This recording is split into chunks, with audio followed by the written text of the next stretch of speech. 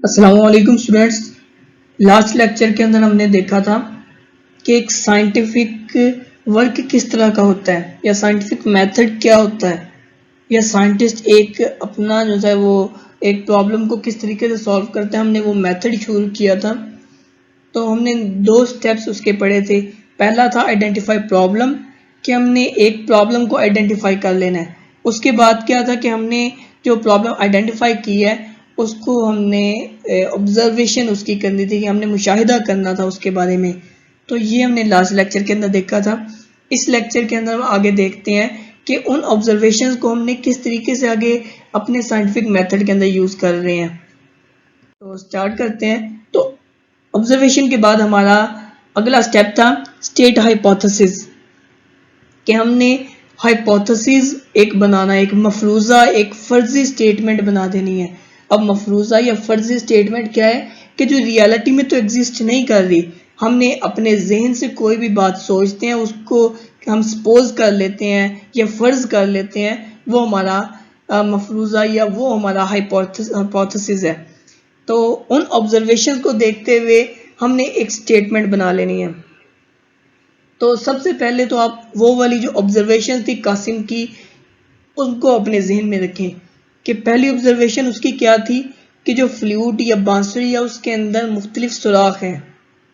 दूसरी ऑब्जर्वेशन क्या थी कि बांसुरी को बजाने वाला जितनी बार वो ब्लो करेगा तब जाके तो उसके अंदर से साउंड की प्रोडक्शन हो रही है। अब उसके बाद क्या है कि वहाँ पे उसके जो डिफरेंट मुख्तलिफ सुराख हैं, अब जितनी बार भी उन सुराखों के ऊपर से वो हाथ हटाएगा या उसको वो एक कोई भी होल ओपन करेगा तो वो फ्लूट क्या है कि वो डिफरेंट साउंड की प्रोडक्शन कर रही है। अब इन्हीं ऑब्जर्वेशंस को हम आगे उसको जहन में रखते हुए हमने एक हाइपोथेसिस बना लेना है। तो हाइपोथेसिस क्या होता है कि ये एक पॉसिबल आंसर है किसी भी प्रॉब्लम का।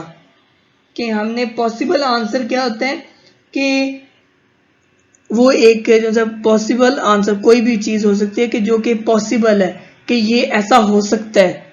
ज़रूरी नहीं कि वो आंसर ही हो हमारी प्रॉब्लम का। हमने सिर्फ एक सोचना है कि हाइपोथेसिस के अंदर एक फर्जी स्टेटमेंट बना लेनी है जो कि आंसर हो सकता है। तो ये क्या था कि एक पॉसिबल आंसर था हमारी प्रॉब्लम का। तो hypothesis is the possible answer to the problem, कि उन हमने स्टेटमेंट्स को देखते हुए हमने एक पॉसिबल आंसर बना लेना है। तो हम हाइपोथेसिस बनाने के आगे से स्टेप्स देखते हैं कि हम किस तरीके से हाइपोथेसिस बना रहे हैं। तो कासिम ने क्या किया कि Kasim thought about his problems and his observations, के सबसे पहला इसका स्टेप क्या है कि हमने जो ऑब्जर्वेशंस जो सी हमने लिखी थी हमने उनके बारे में सोचना है कि वो क्या है, वो किस तरीके से हो रही हैं, उनके बारे में गौर फिक्र करना है। तो इस एग्जाम्पल के अंदर भी कासिम ने क्या किया, अपनी ऑब्जर्वेशंस को जो है उसके बारे में सोचा। उसके बाद क्या है कि he knows that there is air in the flute. अब उन्हीं ऑब्जर्वेशन को जहन में रखें जो कि कासिम ने वो देखी थी। अब उन ऑब्जर्वेशन को देखते हुए क्या किया कि उसने जान लिया कि फ्लूट या बांसुरी के अंदर एयर मौजूद थी। अब एयर थी तो वो होल्स के अंदर से निकल रही थी। तो ये सारी चीज़ें जो हैं वो उसने देखी, तो उसने कह दिया कि बांसुरी के अंदर हवा थी। अब उसके बाद क्या है, वो change the amount of air inside the flute when we open different holes. अब इसकी वजह से क्या हुआ कि वहाँ पे उसने ऑब्जर्वेशन को देखा, उसने देखा कि बांसुरी के अंदर हवा थी। अब उसके बाद क्या था कि वही हमने क्या किया, हमने जो बांसुरी थी उसके अंदर जो एयर मौजूद थी हमने उसकी मिकदार या उसकी अमाउंट को हमने चेंज कर दिया जब हम डिफरेंट होल्स को ओपन करते हैं। कि हमने एक होल को ओपन किया तो बांसुरी के अंदर से हवा बाहर निकली, कि जो अंदर वाली एयर थी वो हमने चेंज कर दी उसकी अमाउंट के, वो जो है वो हाथ हटाने की वजह से, उंगली हटाने की वजह से या होल को ओपन करने की वजह से अमाउंट एयर की चेंज हो गई। तो ये सारी चीज़ों को देखते हुए उसने क्या किया, उसने हाइपोथेसिस बना लिया, changing the amount of air inside the fluid causes different sounds, कि उसने एक फर्जी स्टेटमेंट बना ली कि जो सी एयर की अमाउंट है बांसुरी के अंदर, उसके चेंज होने की वजह से डिफरेंट साउंड जो है वो प्रोड्यूस हो रही हैं, कि या जो सी बांसुरी के अंदर जो सी एयर मौजूद है उसके चेंज होना क्या है कि वो मुख्तलिफ साउंड्स की क्रिएशन की जो सी है वो वजह है। तो ये उसने एक हाइपोथेसिस बना लिया। हमने हाइपोथेसिस के स्टार्ट में क्या बात की थी कि पॉसिबल आंसर है हमारी प्रॉब्लम का।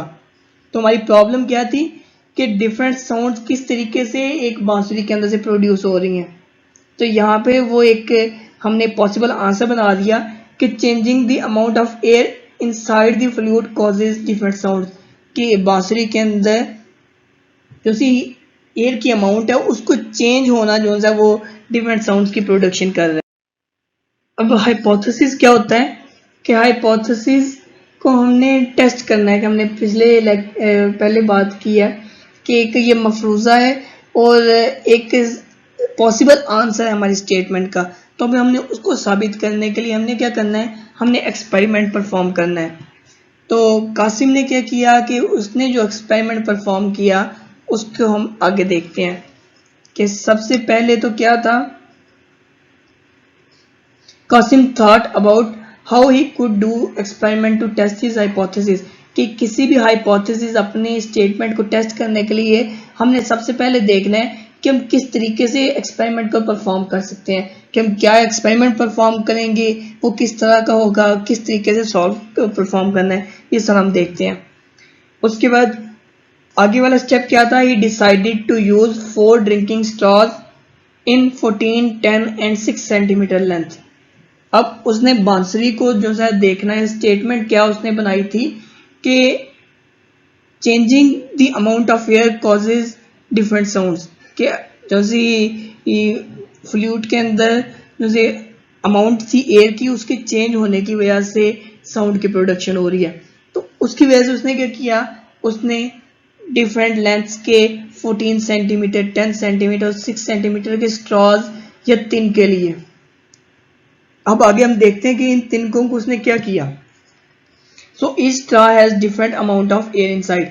अब देखें, अब अगर कोई 14 सेंटीमीटर का लंबा स्ट्रॉ है उसके अंदर एयर भी ज्यादा है, अगर 10 सेंटीमीटर का है उसके अंदर उससे कम एयर है, 6 सेंटीमीटर के अंदर उससे कम है। तो डिफरेंट जैसे स्ट्रॉज हैं उनके अंदर डिफरेंट अमाउंट ऑफ एयर थी। अब उसके बाद क्या है कि Kasim blew across the top of each straw to find out if this sound change. अब मुख्तलिफ स्ट्रॉज थे, उनके अंदर अमाउंट ऑफ एयर भी डिफरेंट थी। अब हर एक के ऊपर उसने फूंक मारी कि ये देखने के लिए कि डिफरेंट साउंड प्रोड्यूस होती है या नहीं होती। तो इससे उसको जो है वो आंसर भी वो मिलेगा। उसके बाद क्या, he started with the longest straw, कि उसने 14 सेंटीमीटर वाले स्ट्रॉ से उसने स्टार्ट किया कि देखने के लिए कि साउंड डिफरेंट प्रोड्यूस होती है या नहीं होती।